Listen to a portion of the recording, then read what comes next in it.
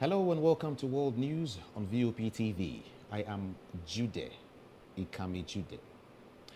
The government of South Africa has asked the International Court of Justice (ICJ) to consider whether Israel's plan to extend military operations in Rafah requires that the court uses its power to prevent further imminent breach of the rights of Palestinians in Gaza.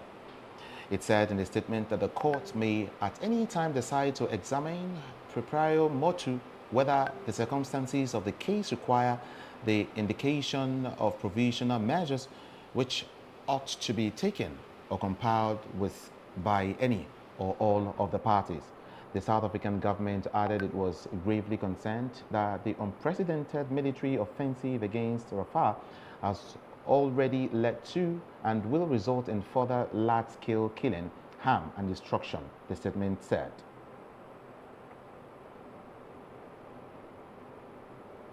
Yemen's Iran-aligned Houthi fired 2 missiles at an Iran-bound cargo ship in the Red Sea, causing minor damage to the vessel but no injuries, U.S. military officials said. The early morning strike appeared to be the first time the Houthis have targeted an Iran-bound vessel since starting attacks on international shipping in solidarity with Palestinians over the Israel-Hamas war in Gaza, shipping sources said. Iranians-backed Houthi militants fired 2 missiles from Houthi-controlled areas of Yemen towards the Bab al-Mandeb, U.S. Central Command said on the social media site on Twitter. Both missiles were launched towards MV Star Ares, a Greek-owned Marshall Island-flagged cargo vessel transiting the Red Sea carrying corn from Brazil. The ship reports being seaworthy while with minors damaged and 2 injuries in the crew. CARICOM officials said in Twitter of note, the MV Star Iris destination is, of course, Iran. The Houthis military spokesman Yahya Saree said in a televised statement the ship was American, but maritime shipping attackers said that the Marshall Island flagship was Greek-owned.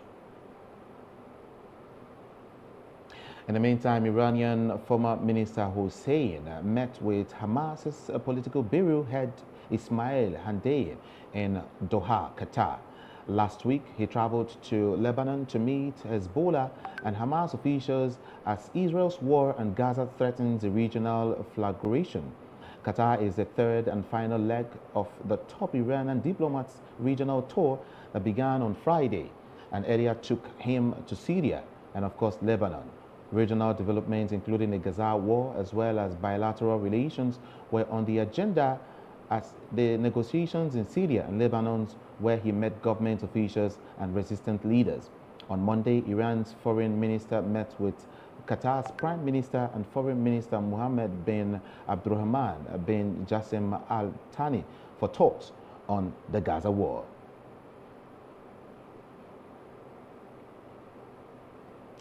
Meanwhile, Iran's Islamic Revolutionary Guard Corps, IRGC, has stimulated a strike on a major Israeli airbase, making a show of its naval capabilities.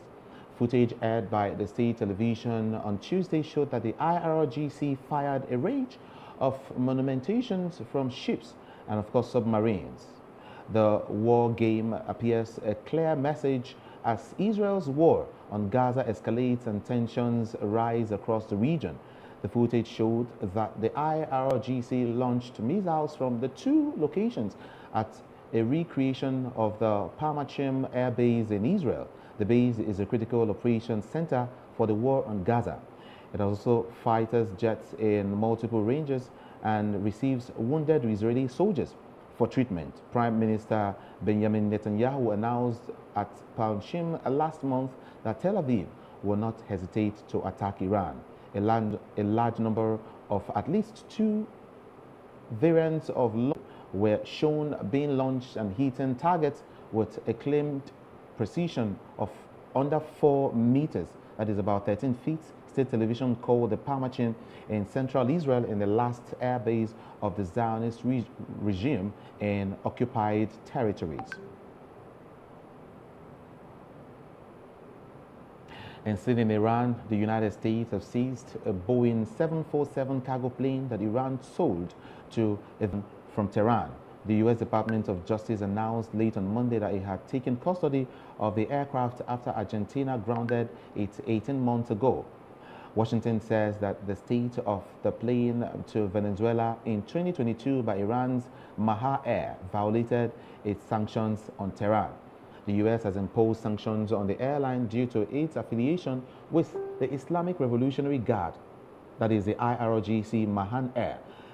Sales of the aircraft to Venezuela's troops violated the sanctions. And of course, Washington said following the deal, Argentina grounded the jumbo jet in July 2022. And since the U.S. started imposing its toughest unilateral sanctions yet to Iran in 2019, Washington has been treating the IRGC, a crucial military and economic component of the establishment in Iran, as a foreign terrorist organization. Iran was swift to blast the U.S. move, and of course, military spokesman Nasser Kenani condemned it as illegal in a short statement, contended that it violated the United Nations Charter and vowed to help caucus in reclaiming the Boeing. Jordan's King Abdullah II appealed for a full ceasefire to end the war in Gaza after talks with Joe Biden, striking a discordant note with the U.S. president who is seeking a short 6-week pause to allow Israel time to defeat Hamas. Speaking to the White House with Abdullah by his side, Biden said civilians in the southern city of Rafah must be protected as Israel considers a ground incursion, while the Jordanian warned against any offensive at all. Biden, who is 81, said that the United States was working to negotiate a pause in the Gaza Strip fighting of at least 6 weeks as part of a wider deal that could also involve the release of hostages. Meanwhile, the United States has consistently refused to call for a full ceasefire, saying that it backs Israel's drive to defeat Hamas and calling for shorter pauses with hostage deals instead.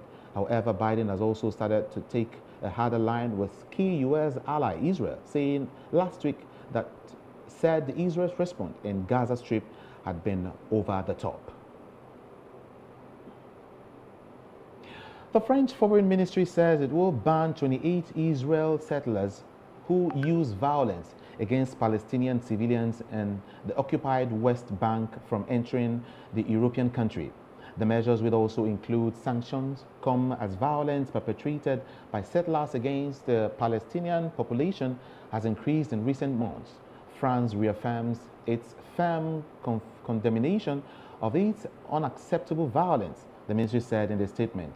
The statement did not name the 28 individuals.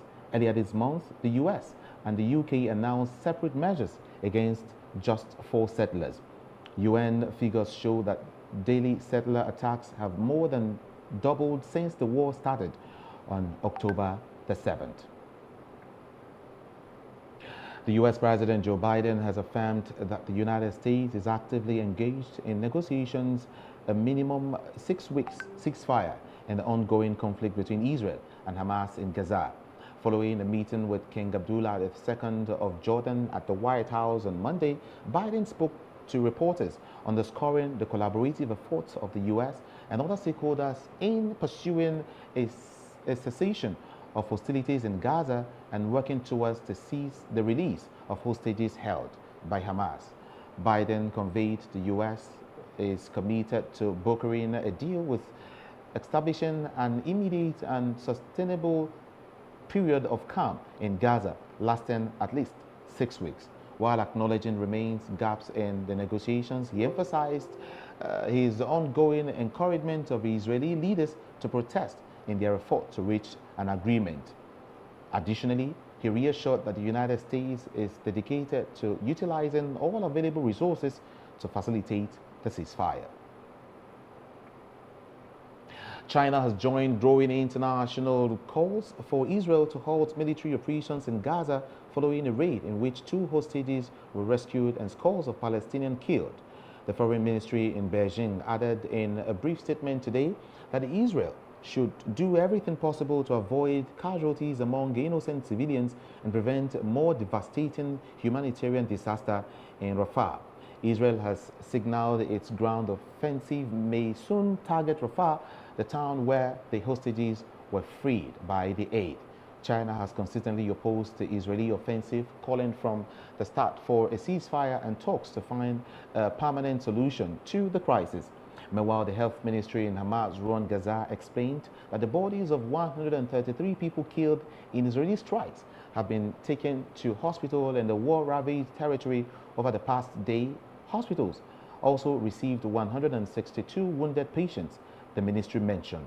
Also today, the death toll from the Israeli hostage rescue operations in the town of Rafah rose to 74, according to Dr. Ramanwan Al-Hams, director of the local Abu Yusuf Al-Najjar hospital. Israeli forces carrying out the operations were backed by heavy airstrikes in the town to where hundreds of thousands of displaced Palestinians have fled. You are watching the World News on VUP TV. More stories after the break. Do stay with us.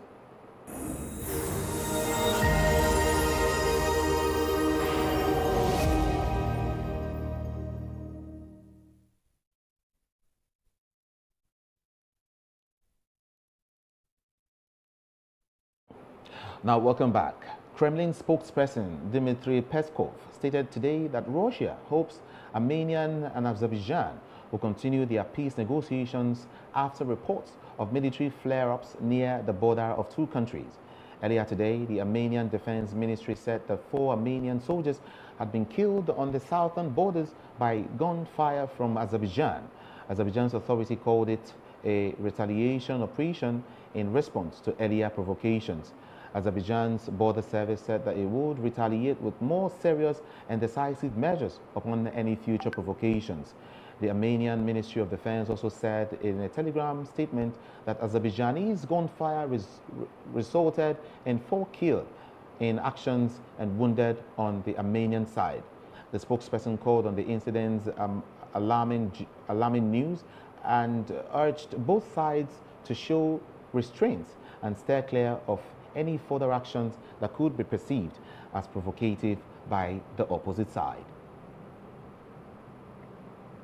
Russian police have put Estonian Prime Minister Raja Kailas, Lithuania's culture minister, and members of the previous Latvian parliament on the wanted list, according to a Russian Interior Ministry's database. Kremlin's spokesman Dmitry Peskov said Kailas was wanted for desecration of historical memory. Russian state agency TASS said ballistic officials were accused of destroying monuments of Soviet soldiers, which is punishable by a 5-year prison term under Russian criminal code. Following Russia's invasion of Ukraine nearly 2 years ago, the ballistic nations of Estonia, Latvia, and Lithuania have demolished most of their Soviet-era monuments, including those commemorating Soviet soldiers killed in World War II.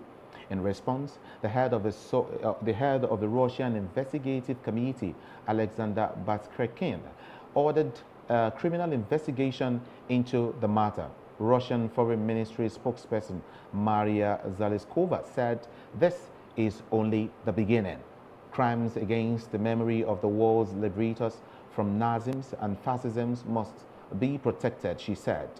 The ballistic politicians risk being placed under arrest only if they cross the Russian border. Otherwise, declaring them as wanted is unlikely and have any practical consequences.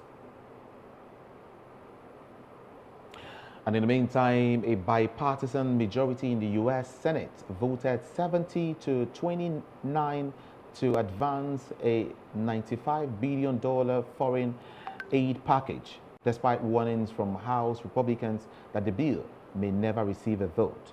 The package contains no changes to U.S. border policy, despite early insistence by Republicans that they would support foreign aid provisions which provide military support for Ukraine, Israel, and Taiwan without substantial changes to the Biden administration's border policies. But after months of bipartisan negotiations produced a border plus foreign aid deal unveiled earlier this month, the plan withered in a matter of days. Many Republican senators announced their oppositions to the 30-plug-page bill within hours of the release. Some stated explicitly that they hoped to preserve the border crisis as an issue for the 2024 campaign season and echoed concerns about the deal raised by the GOP presidential front-runner, who is Donald Trump. House Republicans who rejected the previous bipartisan deal for failing to meet hard-line demands on border provisions say that they will also reject the standalone security funding. German Interior Ministry, Nancy Faeser, on Tuesday unveiled measures ranging from stronger financial policing and earlier detection of so-called botnets to tighten firearms controls to tackle a far-right surge that has spooked the country. The measures reflected widespread nervousness that the far-right alternative for German party could end up for the latest or the largest party in several states parliaments later this year, propelled by a gloomy economy and overburdened public services. According to the statement, we want to use all the instruments of the rule of law to protect our democracy, Faeser said in a statement. Privacy laws have hindered security services' ability to monitor financial flows to extremist groups. A new law will allow them to look at the financial flows if there is a potential danger. The Interior Ministry will also set up a new early detection unit to foreign-backed botnets, networks of infect computers that attempt to manipulate the free formation of opinions ahead of the year's regional and, of course, European elections. The measures also include a ban on semi-automatic weapons and a rule forbidding members of organizations that are expected to be right extremists from owning weapons. Far-right public servants will be more easily dismissed. And to some more stories now, the US CDC plans to drop its 5-day COVID-19 isolation recommendations under the new guidelines planned by the agency, according to reports. On Tuesday, the health agency plans to recommend people who test positive for COVID-19 to take a call on when to end isolation based on their symptoms. People with mild and improving symptoms will no longer need to stay home if they have been fever-free for at least 24 hours, and reports said, citing CDC officials familiar with the matter, adding the new recommendations would not apply to hospitals and other healthcare settings with more vulnerable populations. The guidelines for isolation when tested positive for COVID-19 has not been updated since December 2021, when CDC had shortened the recommendations isolation time for Americans and for asymptomatic cases to 5 days from the previous guidance of 10 days. You're still watching the world news on VOP TV. More stories on business, sports, and entertainment after the break. Do stay with us.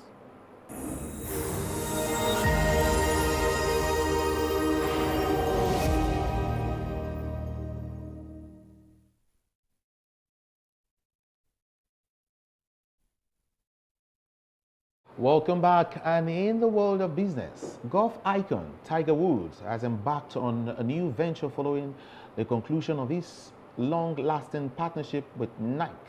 Woods announced the collaborations with TaylorMade to introduce a new apparel brand called Sunday Red.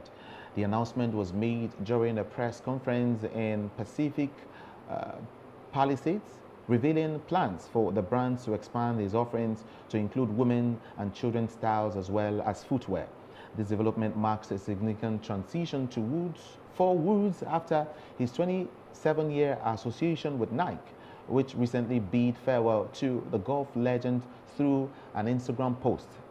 Acknowledging his immense impact in the sports and culture, Woods' partnership with Nike spanned decades and was synonymous with his illustrious career, characterized by iconic moments and major championship wins. Despite facing controversies in the past, Nike remained a steadfast supporter of Woods, reinforcing their enduring collaborations with his new venture. Woods seeks to redefine his brand identity and explore fresh opportunities in the golf apparel market, leveraging his status as one of the sport's most influential figures. Super Bowl LV achieved historic viewership, members captivating a staggering audience of 123.4 million viewers, making it the most watched television broadcast in recent memory. The Kansas City Chiefs and the San Francisco 49ers surpassed previous Super Bowl viewership records, approaching the all-time records set during the Apollo's 11 moon landing. And of course, the game's monumental success underscores the enduring appeal of NFL and its ability to captivate audiences on a global scale.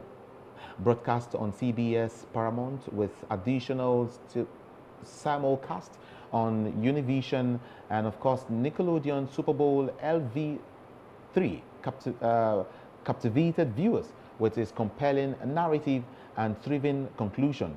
The game's population was further amplified by the presence of pop superstar Taylor Swift, whose affiliation with Chiefs Light and Travis Kelce's attracted a diverse audience demographic.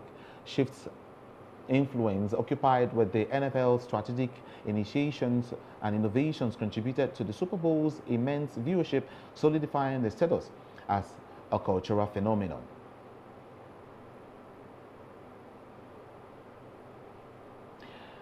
And in sports now, former England manager Sven Glorden Eriksson will join the Liverpool Legends management team for a charity game at Anfield against Ajax Legends in March. Eriksson, who is 75, revealed in January that he has best case a year alive after being diagnosed with cancer. The Swede also said he has a Reds fan and had always wished to be the manager of Liverpool. Liverpool said Eriksson would join a dugout of the LFC's greats, including Ian Rush, John Barnes, and of course John Aldridge. Liverpool's supporters had called on the club to allow Eriksson to manage a Liverpool Legends team following his announcement about his health.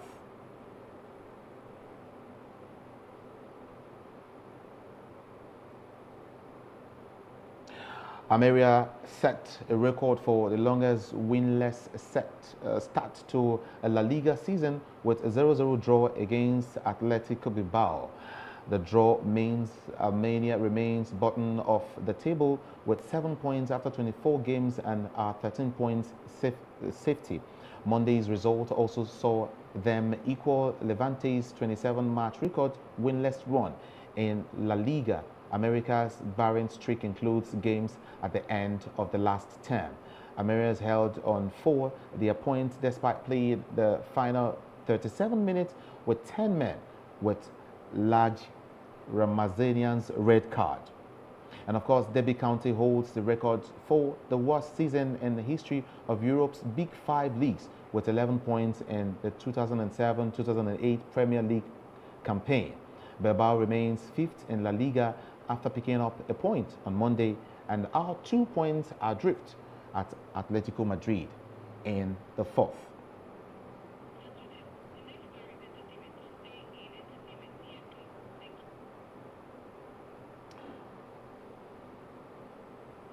In the world of entertainment now, love was in the air for Taylor Swift and Travis Kelce during the year's Super Bowl, but they're not the only couple who are head over heels.